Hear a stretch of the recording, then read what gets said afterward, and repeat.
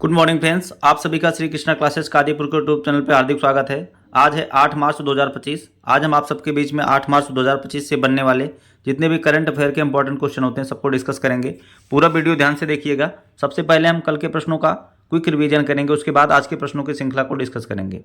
चलिए शुरू करते हैं। राष्ट्रीय दंत चिकित्सक दिवस कब मनाया गया? 6 मार्च को। फिडे शतरंज विश्व कप 2025 की मेजबानी कौन सा देश करेगा? भारत। एमआरएफ के ब्रांड एम्बेसडर कौन बने? शुभमन गिल। भारत ने किस वर्ष तक टीबी मुक्ति का लक्ष्य रखा? 2025 तक। किस राज्य ने चिरांग रिपू हाथी रिजर्व को राष्ट्रीय उद्यान के रूप में अधिसूचित किया है? असम।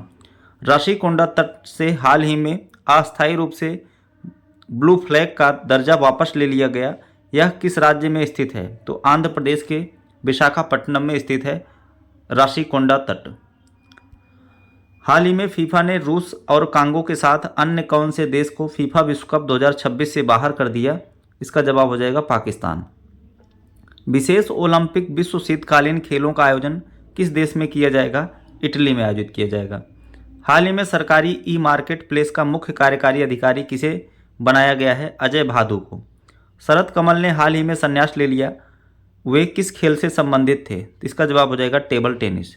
पद्माकर शिवालकर का हाल ही में निधन हो गया, ये किस खेल से संबंधित थे? इसका जवाब हो जाएगा क्रिकेट से संबंधित थे। ठीक है, तो ये रहे हमारे कल के दिन के प्रश्न। आइए शुरू करते हैं अब आज के प्रश्नों की श्रृंखला को। आप सभी ने यदि कल का वीडियो नहीं देखा है तो जाकर के प्लेलिस्ट से देख सकते हैं। चलिए शुरू करते हैं आज के प्रश्नों की श्रृंखला को। हाल ही में जन औषधि दिवस कब मनाया गया? इसका जवाब हो जाएगा 7 मार्च। तो हर साल 7 मार्च को जन औषधि के रूप में मनाया जाता है ताकि इस योजना के बारे में जागरूकता बढ़ाई जा सके और जेनेरिक दवाओं के इस्तेमाल को बढ़ावा दिया जा सके। तो कौन सी योजना? प्रधानमंत्री जन औषधि योजना, जिसकी शुरुआत 2016 में हुई थी नवंबर महीने में। तो इसी के लिए जो है जेनेरिक दवाओं के उपयोग को बढ़ावा देने के लिए यह दिवस मनाया जाता है 7 मार्च को जन औषधि दिवस के रूप में। आइए देखते हैं मार्च माह में जितने भी इंपॉर्टेंट डे आए हुए हैं। 1 मार्च को राष्ट्रीय विश्व नागरिक सुरक्षा दिवस, शून्य भेदभाव दिवस और विश्व समुद्री घास दिवस के रूप में मनाया गया। 2 मार्च को विश्व किशोर मानसिक स्वास्थ्य दिवस। 3 मार्च को मनाया गया विश्व वन्यजीव दिवस और विश्व श्रवण दिवस के रूप में। 4 मार्च राष्ट्रीय सुरक्षा दिवस।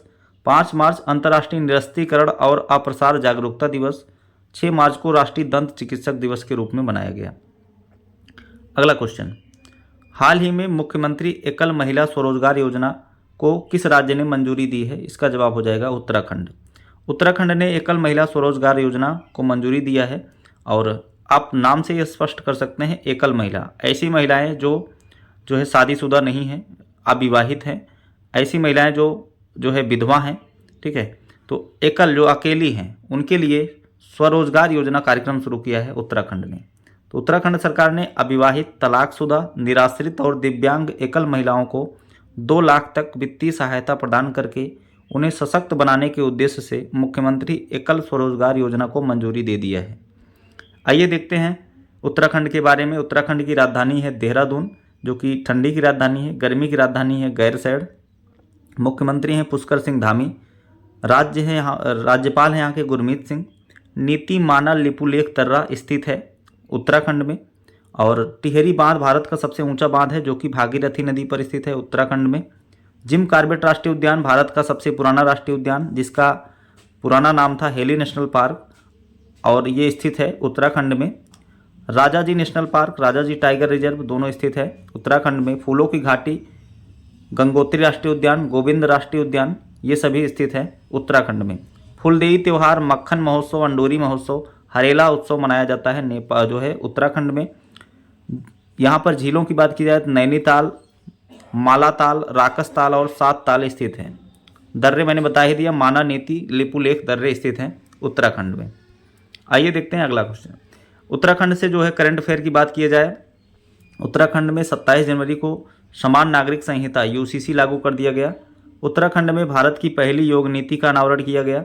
उत्तराखंड के मुख्यमंत्री पुष्कर सिंह धामी ने पिथौरागढ़ में जौल जीबी मेले का 2024 का शुभारंभ किया। 38वें राष्ट्रीय खेल 2025 का आयोजन जो है उत्तराखंड में किया गया। उत्तराखंड उच्च न्यायालय की पहली महिला मुख्य न्यायाधीश बनी है रितु बाहरी। उत्तराखंड सकल पर्यावरण उत्पाद को लागू करने वाला पहला राज्य बन गया है। देश के पहले राइटर विलेज का उद्घाटन देहरादून से लगभग 24 किलोमीटर दूरी पर थानो गांव में शुरू किया गया। उत्तराखंड में 108 एम्बुलेंस की तर्ज पर एम्स ऋषिकेश हेली एम्बुलेंस सुविधा शुरू की गई। उत्तराखंड वन विभाग ने हल्द्वानी में महाभारत वाटिका का शुभारंभ किया। ठीक है, इसको आपको ध्यान में रखना है। अगला क्वेश्चन देखते हैं। अरबपति जेफ बेजोस की अंतरिक्ष कंपनी ब्लू ओरिजिन में उड़ान भरने वाले दूसरे भारतीय मूल के व्यक्ति कौन बने? इसका जवाब हो जाएगा तुषार मेहता। तुषार मेहता ब्लू ओरिजिन में उड़ान भरने वाले दूसरी भारतीय मूल के व्यक्ति बन गए हैं। इसके पहले गोपी थोटाकुरा ने उड़ान भरा था इसमें, तो ये दूसरे व्यक्ति बन गए हैं, जो कि जेफ बेजोस की अंतरिक्ष कंपनी है ब्लू ओरिजिन। तो भारतीय मूल के तुषार मेहता 10वें अंतरिक्ष पर्यटन मिशन पर ब्लू ओरिजिन के क्रू मेंबर में शामिल हो गए हैं। गोपी थोटाकुरा के बाद NS-25 मिशन की ब्लू ओरिजिन उड़ान में लेने वाले ये दूसरे भारतीय मूल के व्यक्ति बन गए हैं। इसको आपको ध्यान में रखना है। अगला क्वेश्चन है, किस कंपनी ने हाइड्रोजन से चलने वाली भारी भरकम ट्रकों का पहला ट्रायल शुरू किया? इसका जवाब हो जाएगा टाटा मोटर्स। टाटा मोटर्स ने हाइड्रोजन से चलने वाली भारी भरकम ट्रकों का पहला ट्रायल पूरा कर लिया है। तो देश की सबसे बड़ी वाणिज्यिक वाहन निर्माता कंपनी है टाटा मोटर्स। अभी इसने जलवायु परिवर्तन से लड़ने के लिए यह पहल शुरू किया है। टाटा मोटर्स ने देश के हरित अभियान के अनुरूप भारतीय सड़कों पर हाइड्रोजन से चलने वाले भारी भरकम ट्रकों का पहला ट्रायल पूरा कर लिया है। यह ऐतिहासिक ट्रायल सस्टेनेबल लंबी दूरी के माल परिवहन की दिशा में एक महत्वपूर्ण कदम है। ठीक है, अब देखिए नई स्टार्टिंग में कर रहा हूँ। इसमें जो भी इंग्लिश जिनको हिंदी वाड़ी समझ में नहीं आती वो इंग्लिश में आप जो यहाँ पर नीचे आपको ट्रांसलेशन भी दिया गया है, तो इंग्लिश में भी आप पढ़ सकते हैं। ठीक है, तो धीरे धीरे मैं इसको पूरा बाइलिंगुअल कर दूंगा, इंग्लिश और हिंदी दोनों कर दूंगा। तो आप लोग ज़्यादा से ज़्यादा इसको शेयर करिए, और आप लोग जितना ज़्यादा शेयर करेंगे उतना हम बेहतर कंटेंट आपको प्रोवाइड कराएंगे। चलिए शुरू करते हैं। अगला क्वेश्चन, हाल ही में किस कैरेबियाई देश ने, यहाँ पर कैरेबियाई होगा, किस कैरेबियाई देश ने प्रधानमंत्री नरेंद्र मोदी को? इसका जवाब हो जाएगा बारबाडोस। तो प्रधानमंत्री मोदी जी को कैरेबियाई देश बारबाडोस ने अपने सर्वोच्च नागरिक सम्मान से सम्मानित किया है। तो देखते हैं यहाँ पर क्या न्यूज़ है। तो कैरेबियाई देश बारबाडोस ने कोविड-19 महामारी के दौरान रणनीतिक नेतृत्व और बहुमूल्य सहायता के लिए भारत के प्रधानमंत्री नरेंद्र मोदी जी को अपने देश के सर्वोच्च राष्ट्रीय पुरस्कार ऑनरेरी ऑर्डर ऑफ फ्रीडम, इसको आपको ध्यान रखना है, honorary order of freedom of Barbados से सम्मानित किया है। विदेश राज्य मंत्री पवित्रा मार्गेरिटा ने प्रधानमंत्री नरेंद्र मोदी जी की ओर से ब्रिज टाउन में आयोजित इस समारोह में यह पुरस्कार स्वीकार किया। तो बारबाडोस की राजधानी होती है ब्रिज टाउन, यहीं पर यह कार्यक्रम आयोजित किया गया। और अपने देश की विदेश राज्य मंत्री हैं पवित्रा मार्गेरिटा, इन्होंने प्रधानमंत्री मोदी जी की ओर से यह पुरस्कार को स्वीकार किया है। प्रधानमंत्री मोदी जी को जो है अभी तक कुल 19 देशों का सर्वोच्च सम्मान मिल चुका है। ये पूरी लिस्ट मैंने लगा दी है आपके सामने। तो यहाँ पर सेंट एंड्रयू एपोस्टल का आदेश दिया गया था, फिजी का आदेश दिया गया था, फ्रांस का सर्वोच्च सम्मान, मिस्र का सर्वोच्च सम्मान, पलाऊ का, पपुआ न्यू गिनी का, भूटान का, अमेरिका का, यूएई का, बहरीन का, जो है यहाँ पर सारी लिस्ट मैंने आपको लगा दी है। आप लोग इसको वीडियो पॉज करके आराम से पढ़ लीजिए। यहाँ पर 19 देशों का जो है सम्मान मिला है इनको, और पिछले 2023 और 24 को मिला करके 2 सालों में इनको 11 देशों का सम्मान मिला है। ठीक है, अभी जो है जल्दी में इनको डोमिनिका, नाइजीरिया, बारबाडोस, गुयाना, ये 4 देशों का सम्मान वही बहुत ही जल्द 3-4 महीने के अंदर इनको मिला है। इसको आपको ध्यान में रखना है।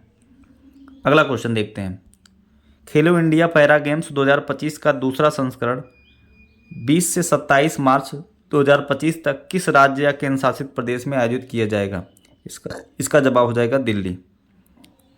तो खेलो इंडिया पैरा गेम्स 2025 का आयोजन 20 से 27 मार्च तक नई दिल्ली में आयोजित किया जाएगा, जिसमें 2024 पेरिस ओलंपिक और 2022 एशियाई पैरा गेम्स के शीर्ष प्रदर्शन करने वाले 1230 एथलीट भाग लेंगे। इसका उद्देश्य है भारत में पैरा खेलों को और बढ़ावा देना।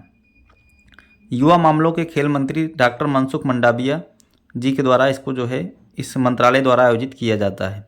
तो युवा मामले के खेल मंत्री हैं डॉक्टर मनसुख मंडाविया। तो इसका आयोजन 20 से 27 मार्च को नई दिल्ली में आयोजित किया जाएगा। अगला क्वेश्चन, किस संस्था ने उधारकर्ताओं से बिल्डरों तक भारत की वित्तीय वृद्धि की कहानी में महिलाओं की भूमिका शीर्षक से एक रिपोर्ट जारी की है? इसका जवाब हो जाएगा नीति आयोग। तो नीति आयोग ने उधारकर्ताओं से बिल्डरों तक भारत की वित्तीय वृद्धि की कहानी में महिलाओं की भूमिका शीर्षक से एक रिपोर्ट जारी की। नीति आयोग के CEO BBR सुब्रमण्यम ने इस रिपोर्ट को जारी किया है। रिपोर्ट के अनुसार भारत में महिलाएं सक्रिय रूप से ऋण मांग रही हैं और अपने क्रेडिट स्कोर की निगरानी कर रही हैं। तो एक प्रकार से यह नारी सशक्तिकरण के दिशा में एक महत्वपूर्ण पहल है, जिसकी रिपोर्ट अभी जारी किया है नीति आयोग के CEO BBR सुब्रमण्यम ने। नीति आयोग की बात की जाए तो इसका नीति का मतलब होता है national institute for transforming India. इसकी स्थापना 1 जनवरी 2015 को, अध्यक्ष हैं इसके प्रधानमंत्री मोदी जी और उपाध्यक्ष डॉक्टर सुमन के बेरी, CEO हैं BBR सुब्रमण्यम। बात करते हैं अगला क्वेश्चन की, हाल ही में किसने फ्रंटियर टेक हब बनाने की घोषणा की है? इसका जवाब हो जाएगा नीति आयोग। तो दोनों क्वेश्चन का आंसर नीति आयोग होगा। फ्रंटियर टेक हब बनाने की घोषणा किया है नीति आयोग ने। तो नीति आयोग के बारे में मैंने इसके पहले वाले में जानकारी हासिल कर ली है। अगला क्वेश्चन, हाल ही में भारत और किस देश ने जल स्वच्छता और आरोग्य क्षेत्र में सहयोग को बढ़ावा देने के लिए एक समझौता पर हस्ताक्षर किया है? इसका जवाब हो जाएगा नेपाल। तो भारत नेपाल ने जल स्वच्छता और आरोग्य क्षेत्र में सहयोग को बढ़ाने के लिए समझौते पर हस्ताक्षर किए। यह समझौता अपशिष्ट प्रबंधन, जल संसाधन प्रबंधन और क्षमता निर्माण सहित कई प्रमुख क्षेत्र में सहयोग को बढ़ावा देगा। ठीक है, कई प्रमुख क्षेत्रों में सहयोग को बढ़ाएगा। तो भारत और नेपाल के बीच में यह समझौता हुआ है। तो नेपाल के बारे में जानते हैं। नेपाल की राजधानी काठमांडू, मुद्रा यहाँ की नेपाली रुपया, प्रधानमंत्री KP शर्मा ओली, राष्ट्रपति हैं रामचंद्र पौडेला। नेपाल का याला ग्लेशियर 2040 तक समाप्त हो जाएगा, अभी एक रिपोर्ट आई थी, तो ये बहुत इंपॉर्टेंट है। याला ग्लेशियर पूछा जा सकता है किस राज्य में है जो 2040 तक समाप्त हो जाएगा? तो नेपाल में। नेपाल ने आर्मी चीफ, अपने देश के army chief general Upendra Dwivedi को अपनी सेना की जनरल की मानद उपाधि से सम्मानित किया है। अशोक राज सिकडेल नेपाल के सेनाध्यक्ष बने हैं। नेपाल अंतर्राष्ट्रीय सौर गठबंधन में शामिल होने वाला 101वां देश बन गया है। नेपाल के नेवार समुदाय ने महापूजा उत्सव मनाया। काठमांडू नेपाल में भारत नेपाल पर्यटन सम्मेलन का आयोजन किया गया। नेपाल ने चीन के बीजिंग में बेल्ट एंड रोड इनिशिएटिव पहल पर हस्ताक्षर किया है। तो जो BRI परियोजना है नेपाल चाइना की, उसमें शामिल हो गया है नेपाल। दुनिया का सबसे बड़ा पशुवध महोत्सव गढ़ी माही नेपाल में मनाया जाता है। 19 सितंबर को नेपाल अपना संविधान दिवस मनाता है। इतनी चीज़ें आपको याद रखना है। किस देश के क्रिकेटर स्टीव स्मिथ ने एक दिवसीय अंतर्राष्ट्रीय क्रिकेट से संन्यास ले लिया? इसका जवाब हो जाएगा ऑस्ट्रेलिया। तो ऑस्ट्रेलिया के दिग्गज खिलाड़ी थे। अभी इन्होंने इंडिया के खिलाफ जो है शतक भी लगाया था। इंडिया के खिलाफ शतक नहीं बल्कि अच्छा प्रदर्शन किया था जब सेमीफाइनल में जो है भारत और ऑस्ट्रेलिया आमने सामने थे, तो इन्होंने जो है अच्छी पारी खेली थी और उसके बाद इन्होंने संन्यास की घोषणा कर दी। तो ऑस्ट्रेलिया के दिग्गज खिलाड़ी थे स्टीव स्मिथ, इन्होंने एक दिवसीय ODI वनडे इंटरनेशनल क्रिकेट से संन्यास ले लिया है। अगला क्वेश्चन, क्रिश्चियन स्टॉकर किस देश के नए चांसलर बने हैं? इसका जवाब हो जाएगा ऑस्ट्रिया।